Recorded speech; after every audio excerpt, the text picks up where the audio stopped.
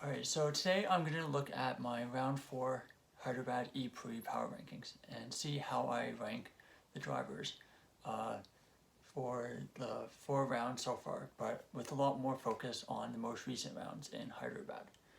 So starting in 22nd, I have Sheldon Vanderlinder. Last time I had him 22nd as well, so not much change.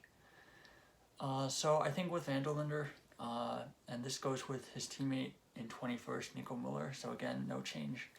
I think they're in the worst car by quite a considerable margin in the apt car, and really the best they can do is keep it out of the wall, not get any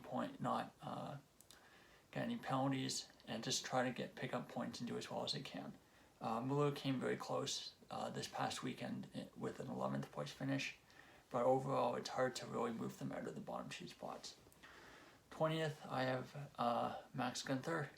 He actually dropped a spot from last week, although not really through any fault of his own. Had a really solid race overall. I thought it was running really high and then got caught up in the big melee at the hairpin where Bird took out a whole bunch of cars, including his teammate. But races before Hyderabad had been really poor, so that's why he stays in this position.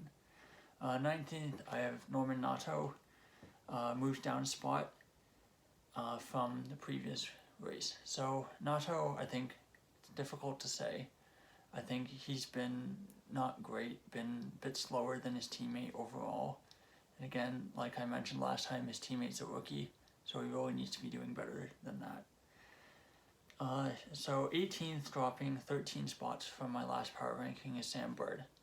So of course, Sam Bird's probably one of the biggest losers and the biggest talking points from the last race in Hyderabad. About a quarter of the way, third of the way through the race, he went for an extremely ambitious move at the hairpin and took out his teammate, tapped his teammate, spun him around, and then that resulting incident basically blocked both Fenestraz and Max Gunther. And by doing that, he broke the number 1 rule in racing: don't take out your teammate.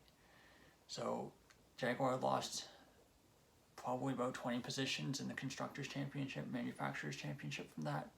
So it's really, it was something that you wouldn't expect of a driver of this level. So because of that, I've moved him down quite a bit. 17th, I have Oliver Rowland. He moves up 3 spots from my last place spot in the power ranking. I thought overall pretty good race. This race finished 6th.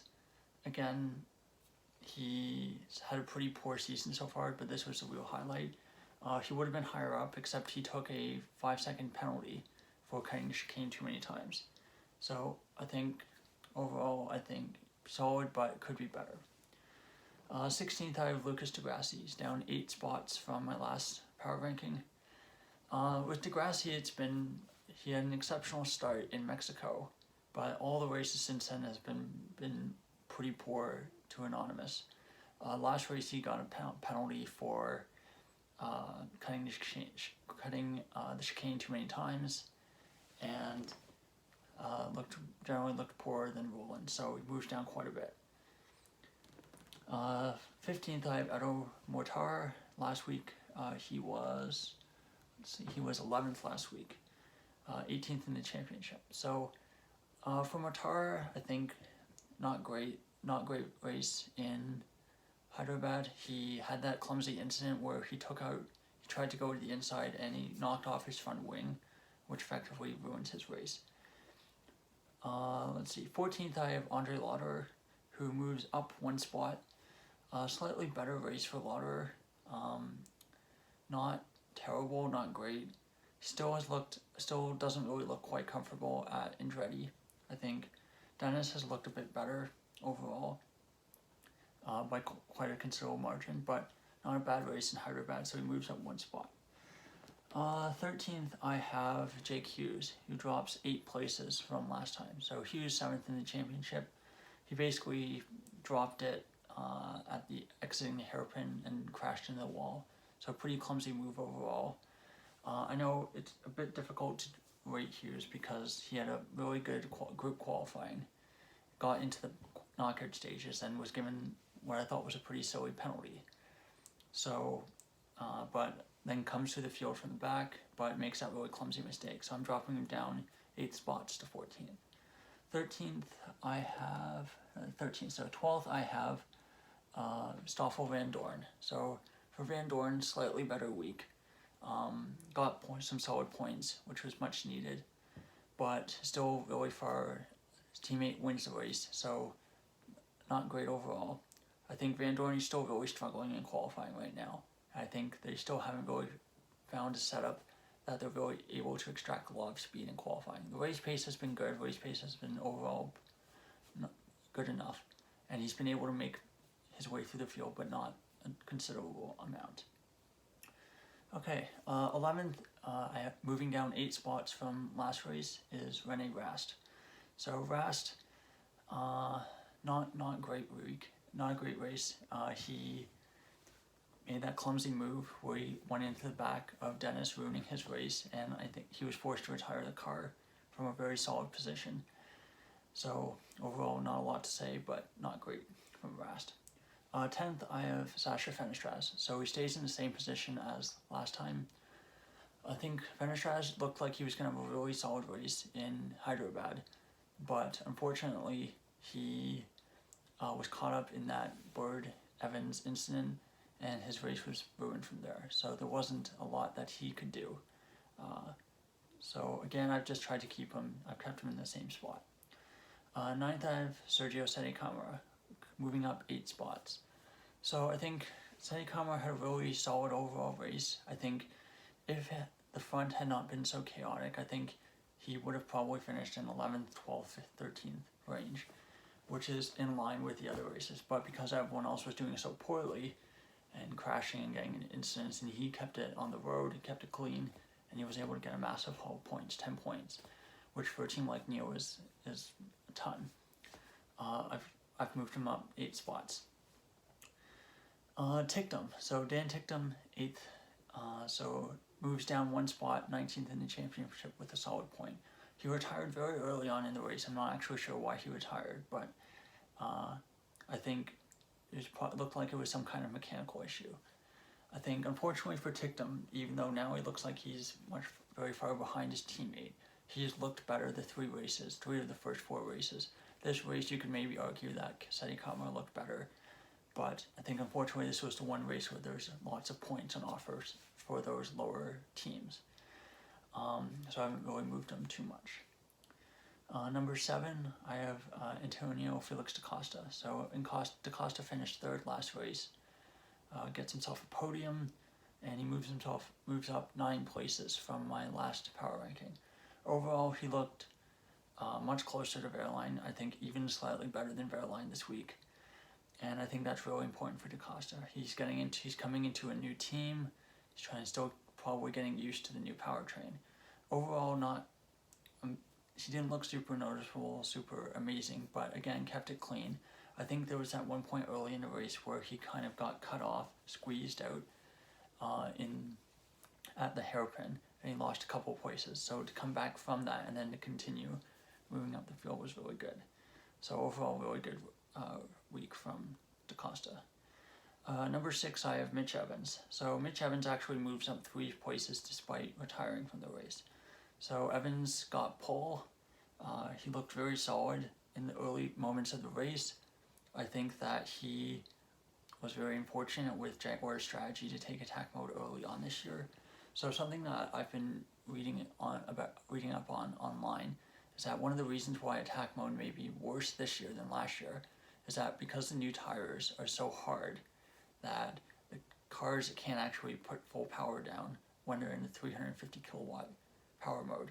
So this means that they're actually maybe slower, or they're not as quick as they were before. So they're barely getting any extra benefit from having the higher power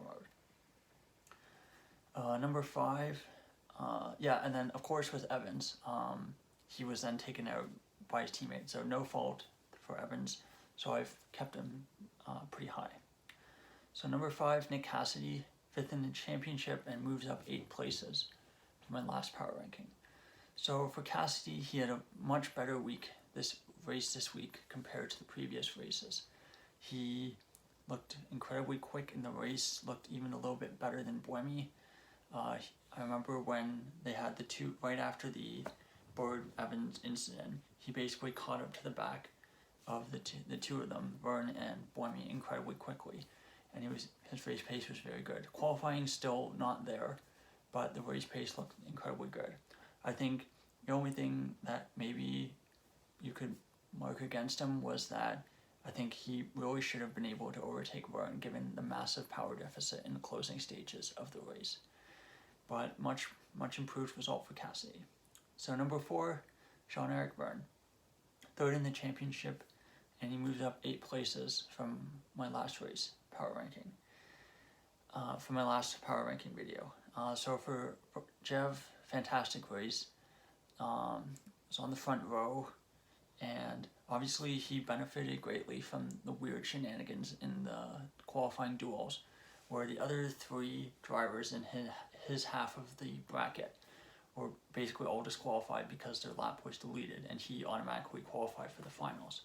But at the same time, he was fantastic. His race pace was generally fantastic, even though it was probably a little slower than the Jaguar powertrained cars behind him. It overall looked really good. His defending was fantastic. He kept Cassidy and Buemi behind. So overall, and of course got the win at the end of the race. So I think almost a perfect weekend for Verne, especially with a car that I don't think is the fastest right now. So 4th in the championship is Sebastian Buemi. Moved up a spot from last race.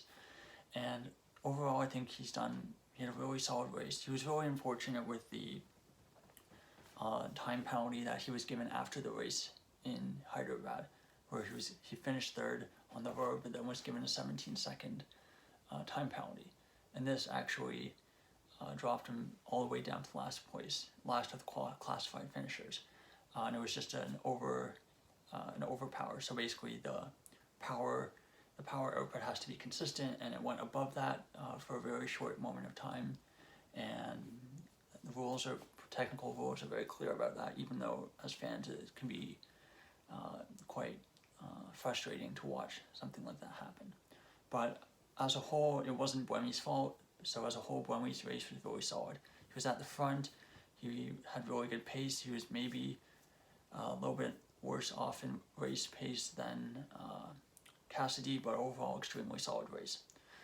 So 1st and 2nd are the 2 championship contenders as of now. So 1st and 2nd in the championship. So 2nd, I've gone with Pascal Wehrlein. 1st in the championship, dropping a place from my last ranking where I had him 1st. Overall, I think Wehrlein had a pretty solid weekend. Nothing, not spectacular, but just very solid. He obviously had that shunt in in free practice. Qualifying was so-so, and then had a very solid race, was a bit behind his teammate, but kept it out of trouble and picked up the points where others dropped them. So 1st on my power ranking for the Hyderabad ePrix is of course Jake Dennis, 2nd in the championship, and moved up 1 place from my last power ranking. So for Jake Dennis, I think he had a very solid qualifying, not fantastic. Race was amazing until he was taken out by Rene Rast and then was forced to retire. No, he didn't retire. He had a puncture, had to change the tire, came out last on the road, was 50 seconds or so behind. Nothing he can really do from there. So that's my power rankings for the Hyderabad ePrix. The next race coming up is the inaugural Cape Town ePrix, so that should be pretty fun, and that's in 2 weeks' time. So until then, I think I will be making videos about Formula 1, as Formula 1 is coming up soon.